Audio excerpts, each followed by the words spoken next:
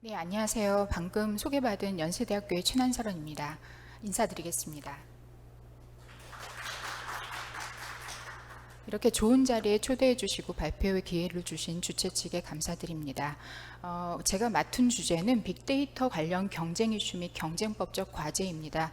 사실 최근 플랫폼 관련 그런 이슈들이 경쟁법 분야에 있어서 굉장히 중요한 주제로 여러 차례 소개가 되고 있는데, 그 중에서도 빅데이터 관련 이슈들이 아주 중요한 포션을 차지하고 있고, 그리고 뭐 기존에는 그런 것들이 기업 결합 과제에 있어서의 한 부분으로 해서 이제 불거졌다면, 지금은 이 플랫폼 이슈 중에서도 굉장히 점점 더 많은 포션을 차지하고 있는 그런 내용이라고 볼 수가 있습니다.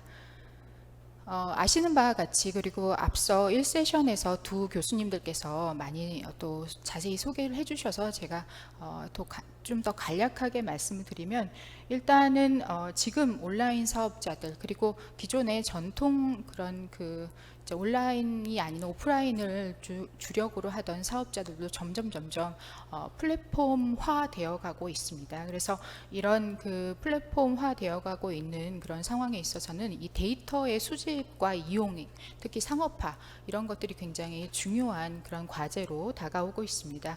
그리고 이용자 데이터의 수집량은 굉장히 급격하게 방대해지고 있죠.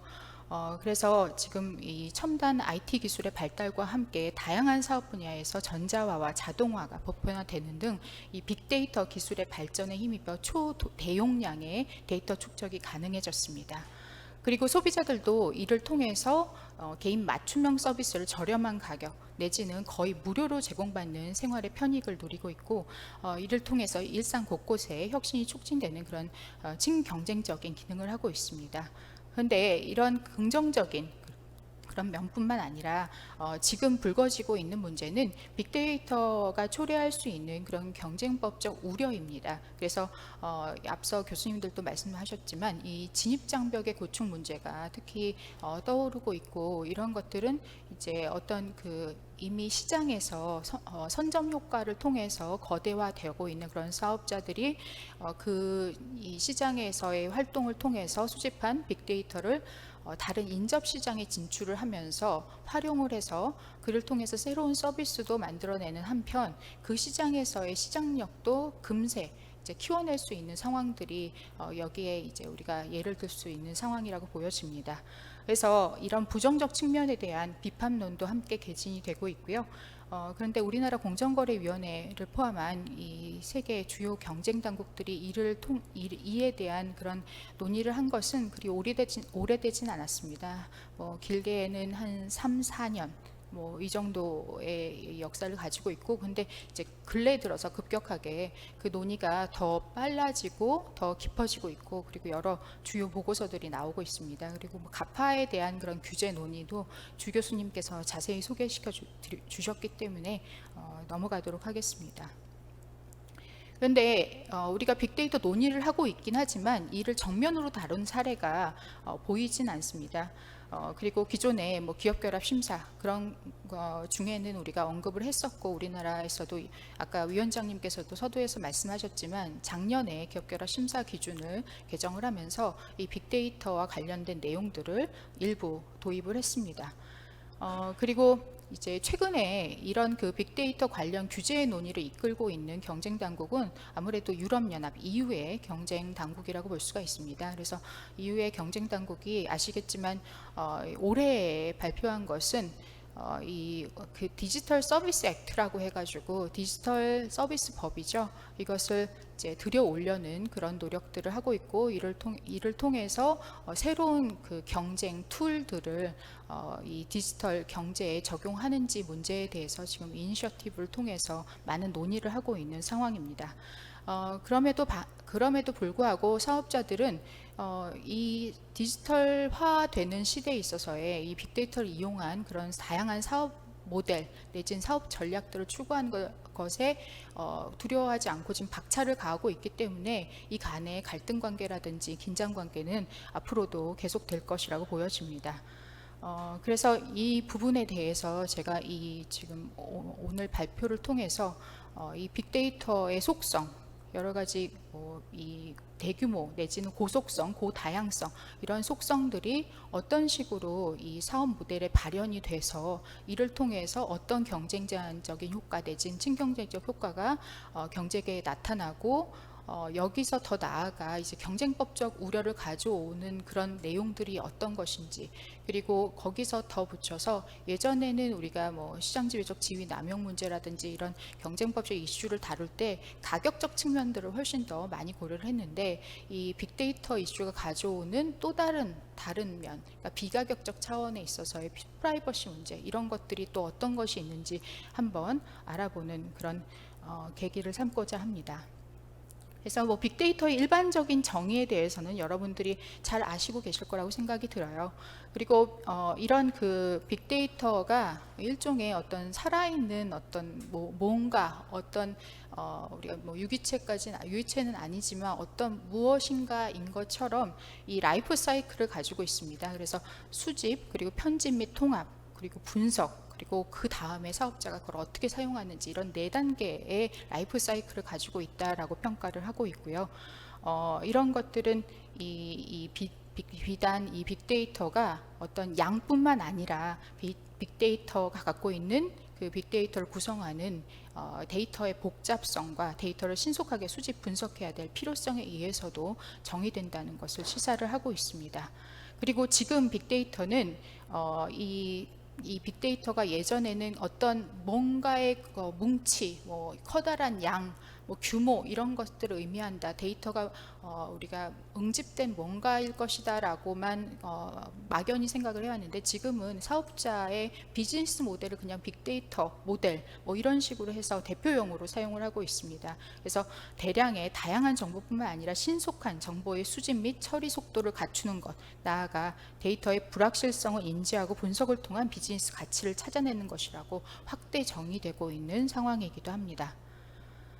그래서 이런 그 빅데이터 기반의 기술의 발전은 급변하는 사회 현상을 보다 정확하게 예측해서 효율적으로 기능하도록 하고, 그리고 이를 통해서 이용자 맞춤형 정보를 제공해서 업무나 생활의 편의를 제공을 하고, 그리고 이 기술의 발전, 기술의 축적을 바탕으로 해서 다양한 분야의 혁신을 가능하게 하는 긍정적인 역할을 매우 크게 우리가 느낄 수 있도록 하고 있습니다. 한편 이 빅데이터에 대한 대중의 관심이라는 것은 주로 대용량 데이터의 수집 이후의 처리 과정과 연관이 되어 있습니다. 왜냐하면 이 데이터라고 하는 것은 이 이용자와 온라인 서비스 제공 사업자 간의 상호작용을 통해서 대부분 수집이 되게 되는데, 이런 과정은 이용자가 자발적으로 자신의 정보를 제공함으로써 이루어지거나, 혹은 사업자가 이용자의 관심 품목 또는 거래 대상 품목을 관찰하여 이루어지는 과정을 거칩니다. 그리고 때로는 이용자가 누구인지 상관없는 그런 위치 정보 같은 것도 수집의 대상이 되기도 하죠. 그리고 이런 사업자들은 여러분들 잘 아시겠지만 이 취합한 데이터를 제품이나 서비스의 품질 향상을 위해서 이용을 하거나, 아니면 새로운 상품 개발에 이용하는 그런 추세입니다. 그리고 이것은 사업자가 수익을 확보하는 데도 굉장히 큰 기여를 하게 되는데, 예컨대 이제 맞춤형 광고 같은 것을 여기에 해당된다고 볼 수가 있습니다. 그래서 이 부분을 데이터의 현금화라는 표현을 쓰고 있습니다. 그래서 OECD 차원에서도 빅데이터는 기업에게 상당한 경제적 이점을 제공할 수 있는 핵심적 경제적 자산이라고 평가를 하고 있고, 그렇기 때문에 빅데이터 자체를 축적하는 것, 수집하고 처리하는 그 과정 자체를 문제 삼는 것은 지금 전혀 우리가 논하고 있는 그런 주제가 아닙니다. 그래서 이 빅데이터의 활용이라든지 이런 것이 줄 수 있는 이 친경쟁적인 효과 내지는 우리가 누릴 수 있는 가치가 훨씬 더 크다고 생각하는 데는 반론이 없다고 보여집니다. 그런데 여기서 우리가 주목해야 되는 것은, 그리고 우리가 목도하고 있는 현실은 무엇이냐면, 이런 친경쟁적 효과가 계속적으로 이어짐과 동시에 이제 시장에서 안착에 성공한, 그리고 이미 거대화된 그런 일부 플랫폼들, 그리고 그런 플랫폼들이 갖고 있는 시장 지배력과 관련된 그런 이슈겠죠. 그래서 이런 소수의 기업들이 빅데이터를 배타적으로 활용하는 행위, 이런 그 행위가 경쟁 사업자를 시장에서 축출하는 결과를 초래할 수가 있는데, 거기에서 경쟁법 가능성, 경제법 위반 가능성이 어느 정도 우려로서 나오게 되는 것입니다. 그래서 이 부분에 대해서 아까 이제 위원장님을 비롯한 여러 교수님들 말씀해 주신 여러 연구 보고서들이 계속 나오고 있고, 그런 것들이 이제 점점 어느 정도 구체적 결과물로 것 같은 그런 시기인 거죠. 지금은 사실은 유럽 연합에서 나오려고 하는 그런 아까 말씀드린 디지털 서비스 액트, 이런 것들은 거의 가시화된 상황이고, 우리나라 공정거래위원회도 플랫폼 고시를 지금 만들려고 하는 그런 진행 과정에 있고, 이런 것들이 지금이 어떤 상황인지를 보여주는 것이라고 볼 수가 있습니다. 그래서 아까 제가 신경쟁적 특성에 대해서는 미리 여러 번 언급을 드렸기 때문에 제가 여기서 다시 반복하진 않겠습니다. 그래서 이 데이터를 이용해서 이용자가 누릴 수 있는 여러 가지 편익들은 꼭 그 거래 과정에만 국한하지 않고 그 상품이 서비스를 넘어가는 어떤 다른 차원에서 사회적 효용도 상당하기 때문에, 그런 부분들은 우리가 이미 알고 있는 상황이라고 볼 수가 있습니다. 그리고 이 맞춤형 광고라고 하는 것도 일부 우려는 있죠. 내가 나의 개인 정보나 어떤 나로부터 추출한 어떤 데이터를 이용해서 저들이 어떤 사업적인 전략을 통해 맞춤형 광고를 나에게 제공하는구나, 이런 부분에 있어서는 지금은 어느 정도 인식이 있긴 하지만, 거기 그 맞춤형 광고가 만들어진 과정이나 아니면 결과에 있어서 특별한 문제점을 지금 얘기하는 그런 학자나 전문가는 없습니다. 그래서 그런 부분에 있어서는 아무래도 이 혁신이나 어떤 서비스, 그리고 상품의 어떤 질적인 재고, 그 형상에 있어서 빅데이터가 주는 이점은 분명히 있다고 볼 수가 있습니다. 그런데 여기서 우리가 우려하는 것은 이게 반경제적 특성이 아닐 수가 없고요. 그리고 여러 번 강조했지만 이 지금 데이터가 갖고 오는 그런 반경쟁적 우려 중에서는 이 데이터에 대한 접근 제한, 즉 진입자격 형성 문제가 가장 두드러진 문제라고 볼 수가 있습니다. 그래서 이 사업자는 이 대용량 데이터를 수집, 저장, 관리하고 또 새로운 데이터의 수집을 위해서 무료 서비스를 제공하기 위해서는 상당히 많은 비용을 필요로 합니다. 그래서 사업자는 그들의 경쟁 사업자가 그 데이터에 접근하지 못하도록 하거나 데이터 공유를 제한한 아주 큰 요인을 갖게 되는 것이죠. 그리고 데이터를 통해서, 빅데이터를 통해서 경쟁 우위를 점하고자 하는 사업 전략을 추진하는 사업자일수록 경쟁 사업자가 데이터에 접근하는 것을 차단하거나 유사한 데이터를 획득하는 기회를 봉쇄하는 반경쟁적 행위를 할 가능성이 또한 큽니다. 그리고 여기에 더해서 데이터와 자사의 관련 서비스를 끼워 팔게 하는 경우에도 경쟁 제한적인 효과가 나타날 수가 있습니다. 그런데 여기에 반해서 이제 소규모 사업자나 신규 사업자 같은 경우에는 이 많은 이용자의 데이터를 그들만큼 용이하게 확보하기가 굉장히 어렵습니다. 일단 시장에 들어가서 어느 정도 안착하기까지는 시간도 필요하고, 많은 이용자가 그들의 서비스에 들어오기까지도 그만큼 많은 시간이 투여되어야 하기 때문에 상대적으로 이런 기존의 거대 사업자와 효과적으로 경쟁하기는 어려운 상황입니다. 그리고 지금은 이제 여러분도 아시겠지만 빅데이터가 아주 중요한 필수적인 사업 자산으로 인식이 되고 있기 때문에 이 데이터 확보 경쟁이 매우 치열하다고 볼 수가 있고요. 이 경쟁에서 아주 획기적인 아이디어를 가지고 있지 않는다면, 물론 예외는 있습니다. 아주 혁신적인 어떤 새로운 아이디어를 갖고 시장에 뛰어들고, 그런 것들이 어떤 이제 소비자에게 어필하는 그런 과정들이 굉장히 신속하게 이루어질 경우에는 그렇지 않을 수 있겠지만, 대부분의 이런 소규모 사업자나 신규 사업자가 시장에서 이런 기존 사업자와 경쟁하기는 쉬운 일이 아니겠죠. 그리고 또한 거대 온라인 플랫폼 사업자는 변화가 빠른 혁신 시장에서의 시장력을 유지하고자 그들의 사업적 영향력, 그러니까 컨트롤할 수 있는 컨트롤링 파워를 발휘를 하게 됩니다. 그래서 경쟁 사업자가 데이터에 접근하는 것을 최대한, 꼭 경쟁법 위반이 아니더라도 최대한 차단하려 할 가능성이 있습니다. 그리고 이제 네트워크 효과로 인한 경쟁 사업자의 경쟁력 소실 문제가 있는데요. 이 네트워크 효과는 여러분들 잘 아시겠지만 양면 시장 내지는 요새는 더 이제 복합화되고 다층화된 이제 다면 시장에서 발휘될 수 있는 이 플랫폼 관련해서 특유한 효과라고 볼 수가 있습니다. 근데 이 시장에서 이 갖고 있는 그런 피드백 순환 메커니즘으로 인해서 이 네트워크 효과가 발생하게 되는데, 이럴 때 신규 사업자나 상대적으로 규모가 작은 사업자가 기존 업체 또는 거대 사업자와 사실상 경쟁하기 어려운 환경이 구축될 가능성이 있습니다. 그래서 이 순환 구조는 아까 주 교수님께서도 여러 도표를 통해서도 살짝씩 말씀해 주신 것처럼 이 보통 대규모 유저, 그러니까 이용자를 보유하고 그를 통해서 정보를 보유하게 되면은 그럼 그 정보를 이용해서 사업자는 더 나은 서비스 그리고 상품을 만들어내는 그런 품질 향상을 기하게 되고 다시 더 많은 고객들이 유인되는 그런 순환 구조가 갖게 된다는 것입니다. 그래서 이거는 검색 서비스 사업자를 비롯한 유통 사업자도 마찬가지고요. 이런 구조를 통해서 더 많은 이용자들을 확보하려는 노력들을 계속하고 있습니다.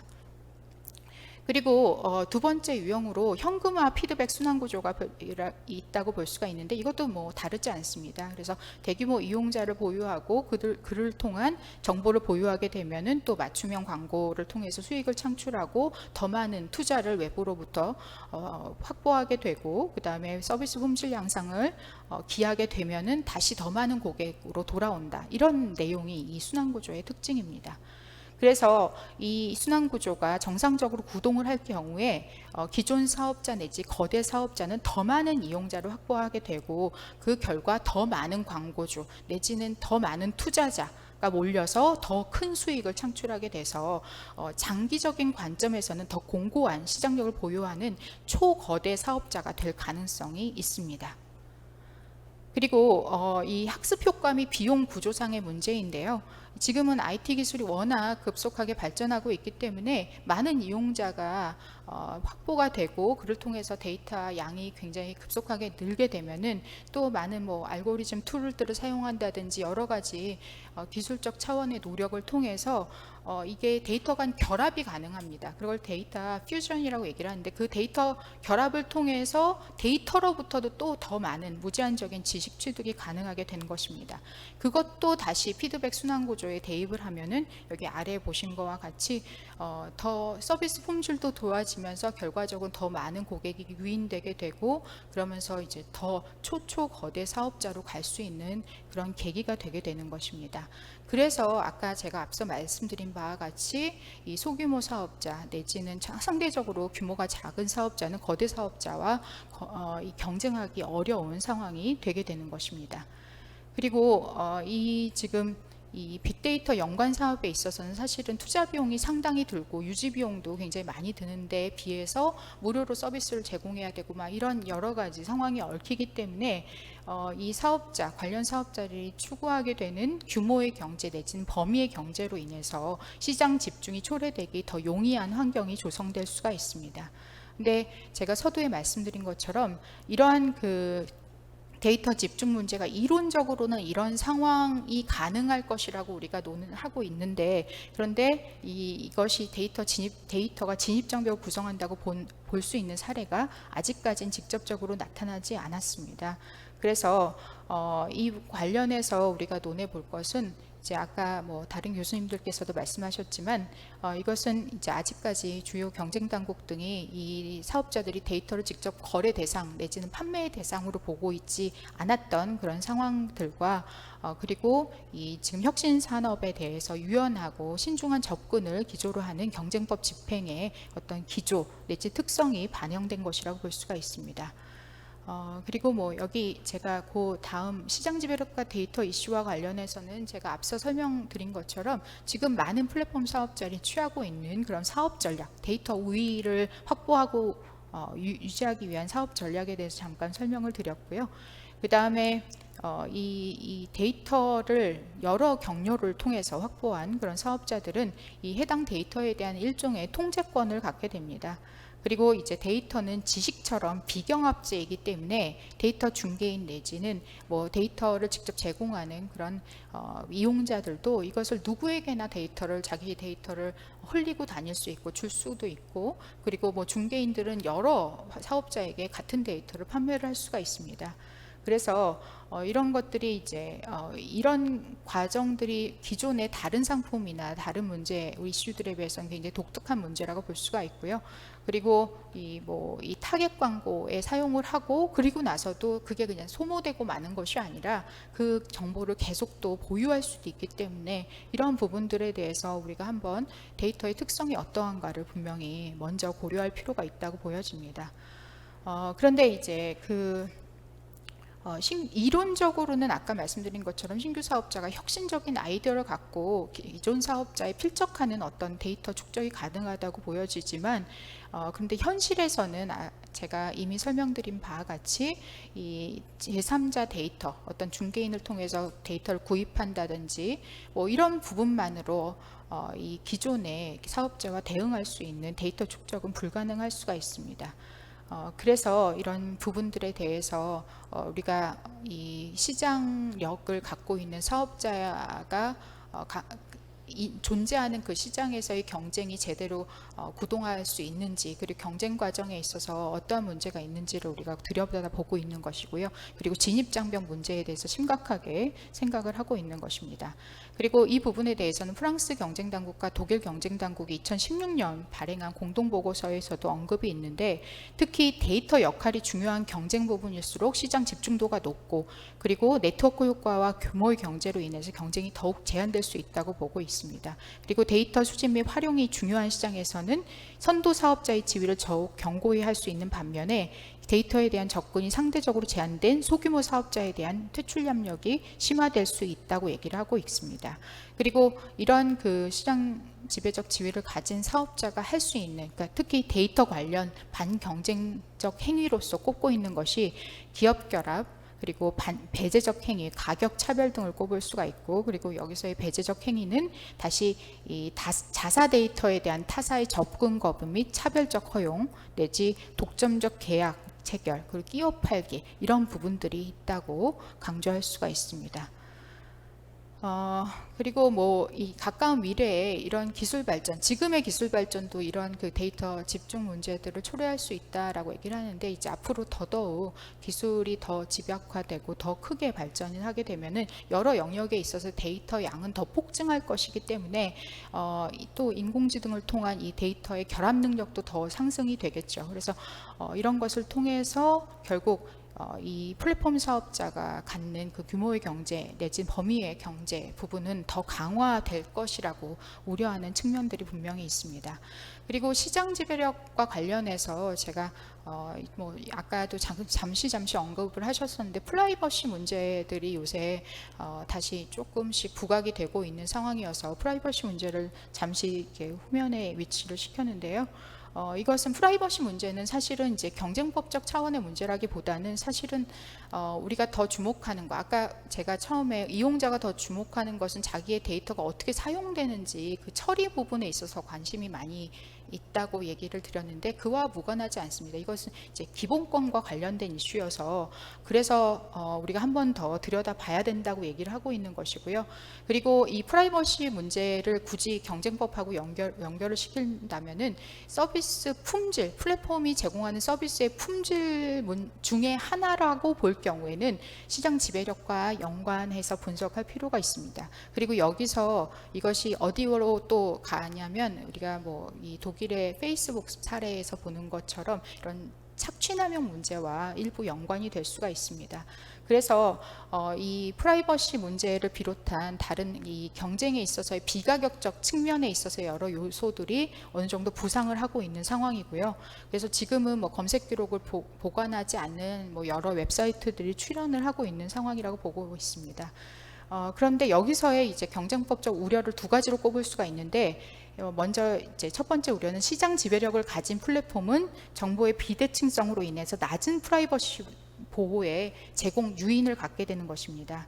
그리고 두 번째는 이 독과점 시장의 경우에 효율적인 경쟁 하에서보다 개인 데이터가 과도하게 수집이 되거든요. 되거나 사용자들의 프라이버시에 대한 다양한 선호를 충족시킬 수 있는 프라이버시 옵션이 불충분하게 제공될 수 있는 부분이 있습니다. 그게 이제 아까 제가 방금 말씀드린 그 페이스북 사건이랑도 연관될 수 있는 부분이라고 보여지고요. 근데 지금까지는 경쟁법 적용에 있어서는 개입 부정론이 다수입니다. 근데 이것은 소비자보호법이나 다른 이제 개인정보보호법제 영역에 속하는 것이기 때문에 굳이 경쟁법이 개입하기에는 조금 부적절하다라고 얘기를 하고 있는 것이고요. 그리고 현재까지 경쟁당국들은 기업결합 심사 등에 있어서 프라이버시 등 비가격적 요소를 적극적으로 고려하지 않은 그런 상황입니다.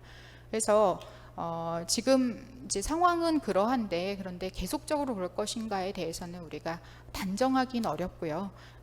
왜냐하면 지금은 이제 가격 측면만을 그동안 너무 강조했기 때문에 좀 더 비가격적 측면을 더 많이 고려한 상태에서 뭐 시장 지배력이라든지 여러 가지 문제들을 고려하자는 그런 목소리가 조금 더 이제 예전에 비해서, 얼마 전에 비해서 더 힘을 받고 있는 상황이어서 이런 그 프라이버시를 심각하게 훼손하는 기업결합이나 뭐 기타 다른 이슈들이 생겨날 경우에 이 방향성이 제고될 가능성이 있고요.